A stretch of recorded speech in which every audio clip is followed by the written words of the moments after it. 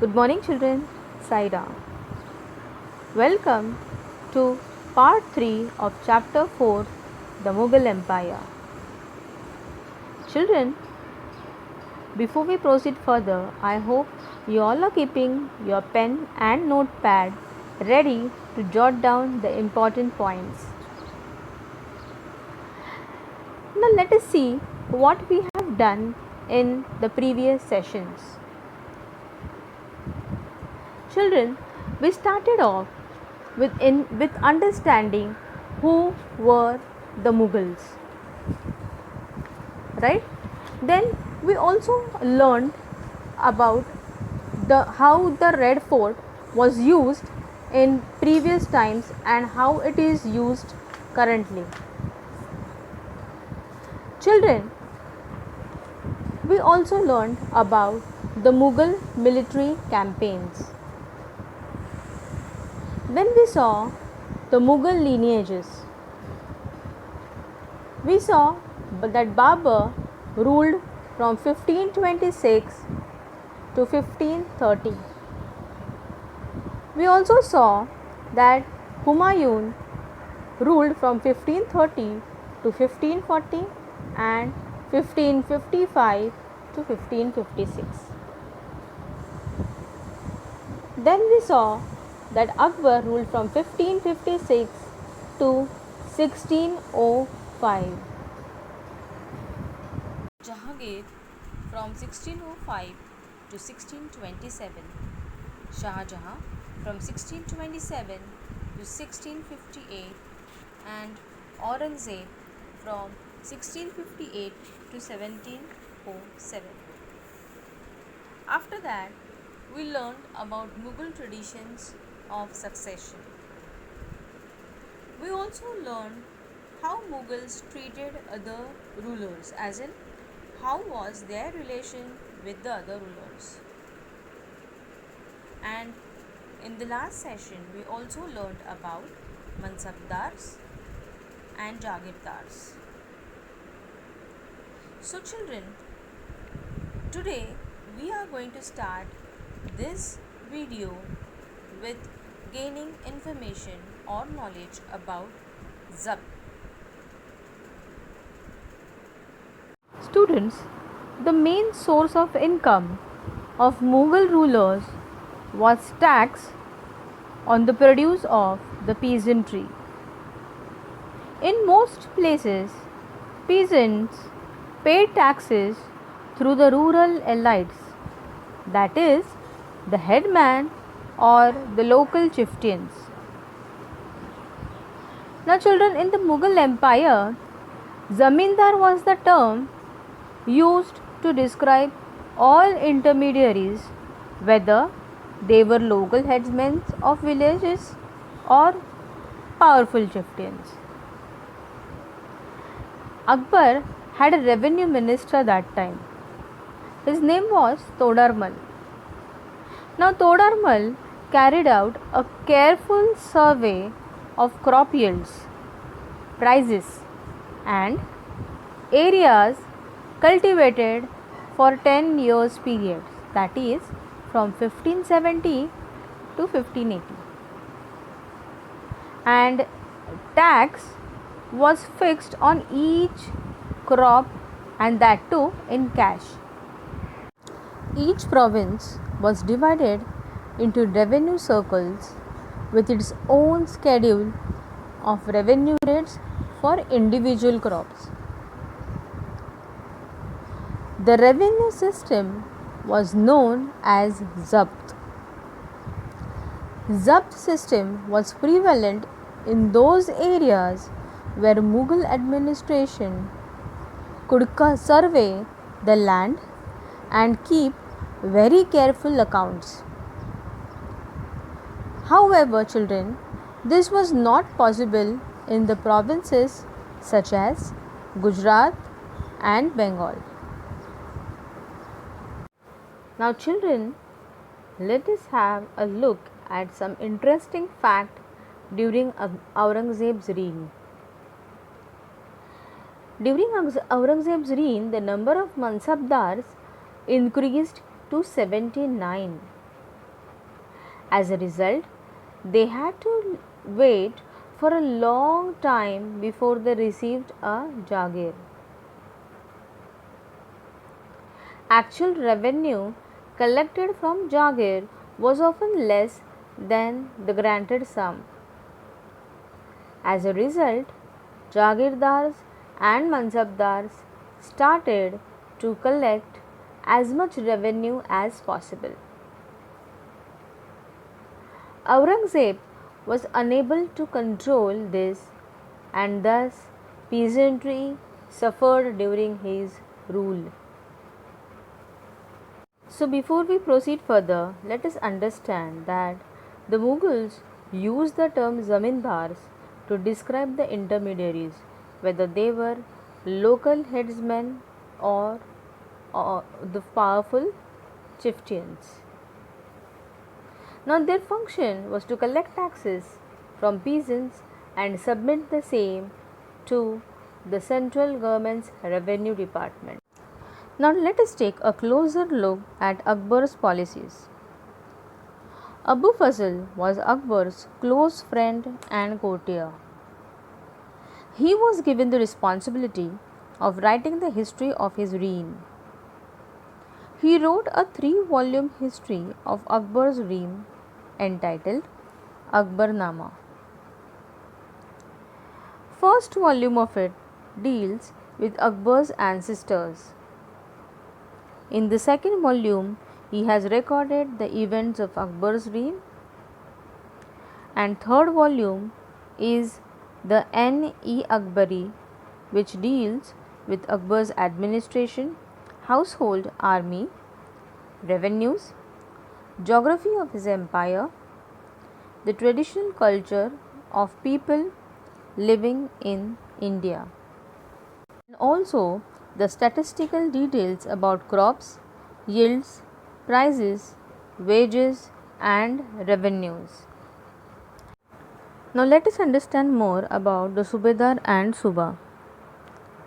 Children, the empire was divided into provinces called Subas. Each Suba was headed by a governor called Subedar. He served as a link between his province and the ruler. Children, each province also had a financial officer or diwan. Now, the Subedars carried out both political and military functions. So, as I said, each province had a financial officer or diwan. Now, in order to maintain peace and order in this province, the Subedar was supported by other officers such as the military paymaster Bakshi, the minister, that is, who was in charge of religious and charitable patronage Sadr, military commanders Fauzdar, and the town police commander Kotwal. Akbar's nobles commanded large armies and had access to large amounts of revenue. Now, children, look at this picture. It is a picture of Akbar receiving the Akbarnama from Abu Fazl. As I told you earlier, Abu Fazl explained that the Mughal empire was divided into provinces called Subas. Subas were governed by Subedar, who carried out both political and military functions, and the Subedar was supported by another officers for maintenance of peace and order. Now, children, let us have a look at the next topic, that is Akbar and religion. While Akbar was at Fatehpur Sikri during 1570s, he started discussions on religion with the ulama, brahmanas, Jesuit priests who were Roman Catholics, and Zoroastrians. Now, these discussions took place in the Ibadat Khana. Akbar realized that the religious scholars who emphasized ritual and dogma were often bigots. I'm sure children, you must be wondering, what is dogma? What is bigot? Dogma means a statement or an interpretation declared as authoritative with the expectation that it would be followed without question. An individual who is intolerant of another person's religious beliefs or culture is bigot. I hope children you have understood the meaning. If you want, you can note it down for your further reference. So children, their teachings created division and disharmony amongst his subject. This eventually led Akbar to the idea of Sulh-e-Kul or universal peace. This idea of tolerance did not discriminate between people of different religions in his realm. Instead, it focused on a system of ethics, that is, honesty, justice, and peace. It was universally applicable. In this, Abdul Fazl helped Akbar in framing a vision of governance around his idea of Sulh-e-Kul. This principle of governance was followed by Jahangir and Shah Jahan as well. Now children, let us see what Jahangir, that is Akbar's son, said about his father's policy. Jahangir, Akbar's son, described his father's policy of Sulh-e-Kul in the following words.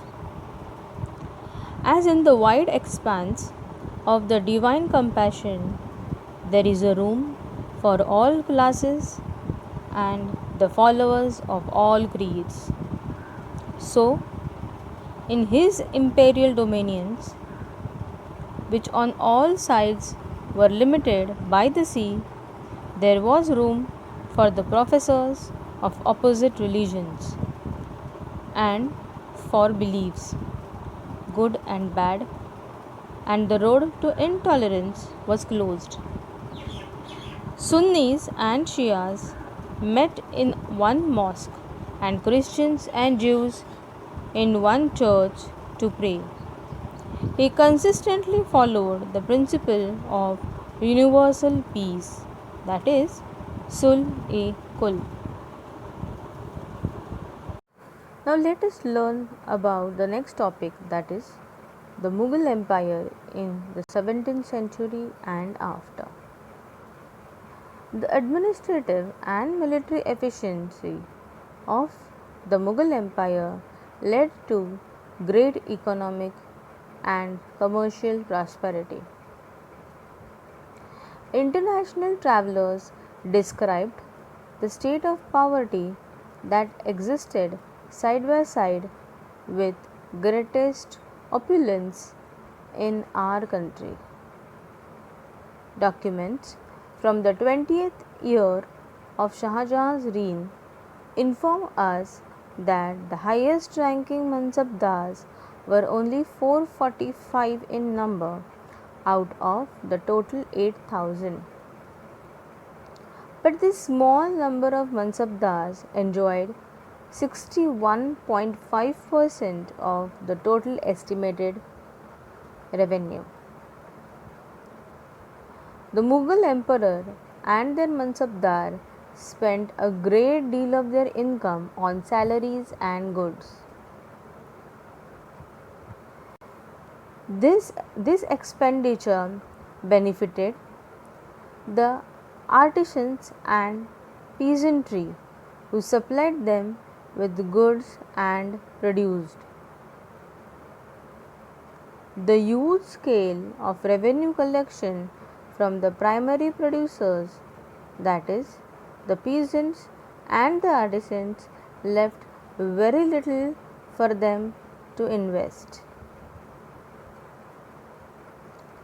Now, what was the condition of peasants that time? Let us understand that. The poor peasants, they could not invest in additional resources, that is, tools and supplies, to increase their productivity. The wealthy peasantry and artisanal groups, the merchants and the bankers profited in this economic world. The enormous wealthy resources commanded by the Mughal elite made them extremely powerful group of people in the late 17th century. With the decline of the Mughal emperor, their servants emerged as powerful centers of power in some regions. So, children, with this, I end this chapter. Now, it's a time for a quiz. Students, let us do a small activity based on today's session. Yes, it's a time for quiz. Should we start? It is true or false. So you have to guess if the statement is true or if it is false. First one, military paymasters were known by the name Bakshi. Is it true or is it false? Yes, I'm sure you must have guessed it right. The answer is true. Next one, military commanders were also known as Faujdaar. What do you think the answer would be? Yes, again, the answer for this is true.